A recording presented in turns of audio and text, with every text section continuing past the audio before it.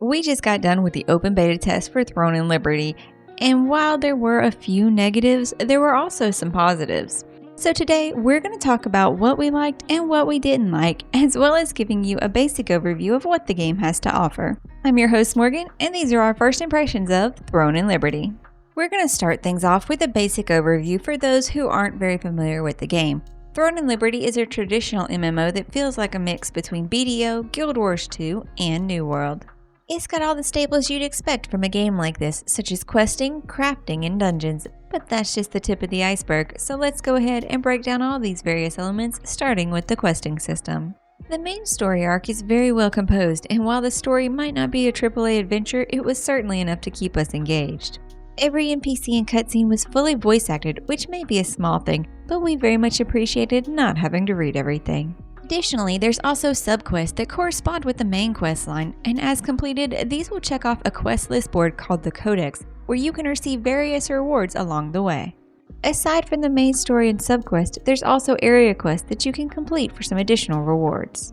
Then there's a variety of different dungeons, like the traditional queue system dungeons that will be placing you into a party of 6 as you work your way through a few rooms till you eventually get to a sub-boss who's more so a DPS check than any real threat. And after passing that checkpoint, you'll be on to the main boss. It was at this point that the fun really started to kick in for us, as every time we progressed to a new dungeon, the end boss always had some type of mechanic that would wipe the party if you didn't understand it and work together as a group. Outside of the traditional dungeons, there were the open world dungeons, which became harder as you progressed your way deeper in. This is a really fun system that reminds us of Shia, another MMO, and how everyone on the server could enter the dungeon in that game and people would pick different rooms to farm EXP. We don't get open world dungeons often, and it's great to see it here. Finally, there's secret dungeons, and these are a solo queue boss fight, so no rooms to clear. You just jump right in, defeat the boss, and get rewarded. Each time you defeat one, it unlocks the next boss in the chain. There's a few more open world aspects to the game, such as the dynamic events and world bosses. These are both rotating on a timer that changes hourly. Every zone seems to have a different dynamic event associated with it, some putting an emphasis on group play while others are solo experience where you're competing with all the other players. The next thing we need to talk about is the crafting and enhancing experience. There's the initial crafting of gear, which requires you to gather up all associated mats and the blueprint for the item you wish to craft. Then there's the enhancement system that has you utilize growth stones to enhance your gear. The higher the tier, the more levels you'll be able to enhance it, and when you acquire better gear, you'll be able to feed your old item into the new gear so you don't lose out on those enhancement points. Gear also has perks that can be increased by feeding another piece of gear into the one you wish to enhance. Another way you can acquire gear and enhancements is through the lithograph book. As you fill in the list, you'll receive rewards. There is also large-scale content, and that's really the backbone of the game. Unfortunately, we didn't get to experience it during the beta, so I won't be able to talk about it. However, it's supposed to consist of massive guild versus guild wars over castles. Also, there are going to be times on the map when areas will rotate into war and guilds will be fighting over the world bosses during those times. Finally, the game is full of activities to keep you busy, such as dailies, weeklies, and monthlies that are used for completing your battle pass. And yes, the battle pass does have a premium track for those looking to get a little more out of it.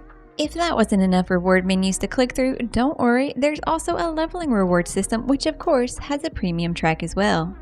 Now that we got the basic overview out of the way, let's go ahead and get into the good and the bad based off our experience in the game.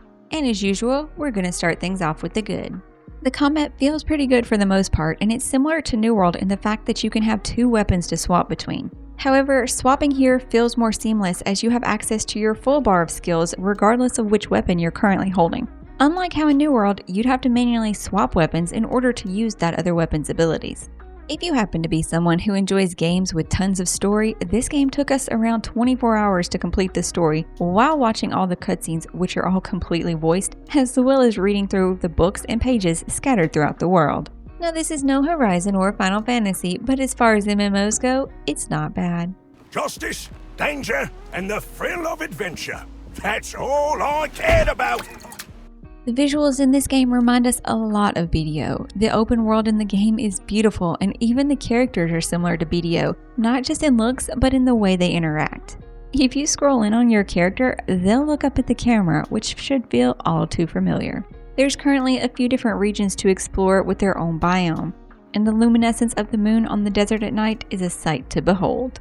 The open world was fairly decent in size with plenty of activities to engage with. Think similar to how Guild Wars 2 is. There's world bosses, dynamic events, and territory wars. All of these operate on a schedule which rotates out the events hourly. The world bosses we participated in were just like in Guild Wars 2, where everyone gathers around to DPS them down, and after it's all over, you'll receive a box containing your rewards. We also did a lot of the dynamic events, which were different per zone you went to. Some of them had you working together as a group to achieve an objective, while others would be solo and your reward would be based off how well you did.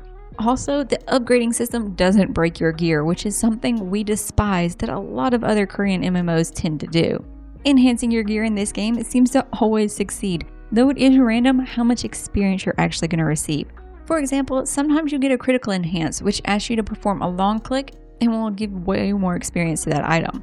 Every dungeon boss we faced provided us with a challenge. First, you needed to figure out exactly what they were doing to kill you, and then figure out how to prevent it. This became all the more crucial as we got to the hard mode dungeons. Once you were at this point, you really needed to have mastered your defensive ability, as one mistake would cost you around 75% of your life points. The character creation will allow you to customize just about everything to the finest detail. I probably spent at least 10 minutes playing around with the character creation screen before I finally got everything situated how I wanted. But I definitely could have spent a lot more time there if I wasn't in such a rush to get into the game and start testing everything out. Finally, the music really sets the ambiance of the game. It almost reminds me of Lord of the Rings when you enter the initial starter town after you've completed the tutorial.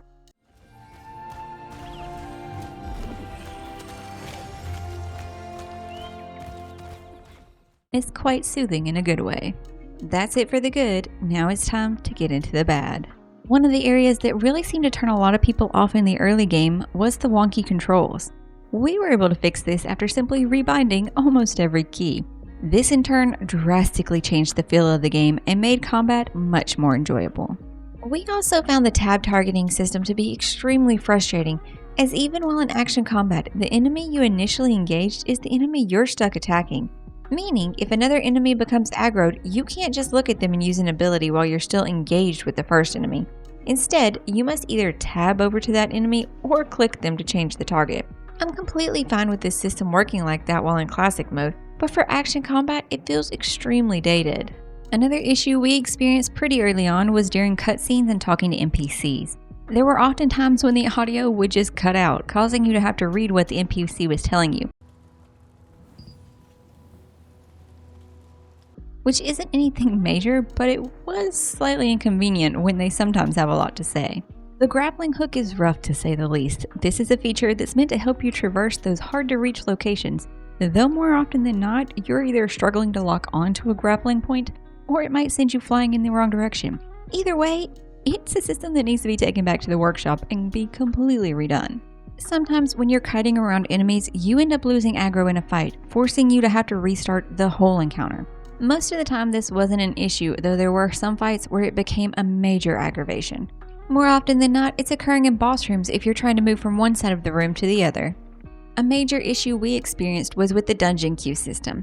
We constantly had trouble loading into the dungeons where it would either load you back to the same spot you were standing, however you would be in a private instance of the world unable to move, or you'd be stuck in an infinite loading screen.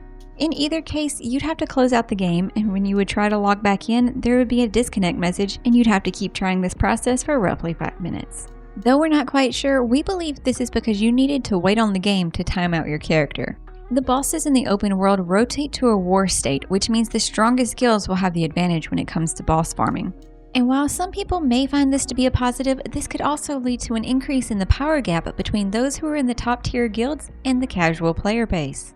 Another area that can be frustrating is the PvP hopping around the world bosses. What we mean by that is that a lot of players will ride the line between the conflict and peace zones and pop in to do damage and then jump back out. A way to address this might be to put a cooldown on re-entering combat, or once you engage on a player, even if you hop back to the peace zone, you're still in combat for a set amount of time.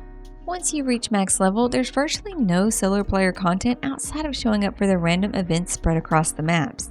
While we do personally enjoy having guild and party focused content, there also needs to be a healthy mix for those who prefer to solo play. The auction house is run off of a currency called Lucent, which is the cash shop currency in the game. So if you want to purchase an item, you'll either need to buy Lucent or earn it through selling items to other players. On the positive side, all gear that's posted can only be its base version. So once a piece of gear has been enhanced, you can no longer post it in the auction house, meaning that the best gear that's been fully upgraded can't be purchased. Overall, we had a fairly decent time with the game. I wouldn't say they created anything revolutionary, and it felt very pieced together from other MMOs, but it was definitely better than we'd originally thought it would be, and it's one that'll be making its way into our rotation of games to play. Though that could easily change based off how Lucent affects the game once it's fully released. I'd say we should be able to get some enjoyment out of it for at least a month or two, but only time will tell. That's it for our list so far. However, there was a bunch of things that we didn't have the opportunity to really experience during the closed beta test, such as large-scale PvP or monetization. If you're curious about how these things will impact the overall gaming experience, be sure to check back in for our final review after the full release. Well, that's going to wrap things up for this one, but did you get to play in the open beta? And if so, how did things work out for you? Are you planning to play in the full release? Let us know these things in the comments down below. If you haven't done so already, make sure you're hitting that subscribe button so we can see you in the next one. Thanks for watching.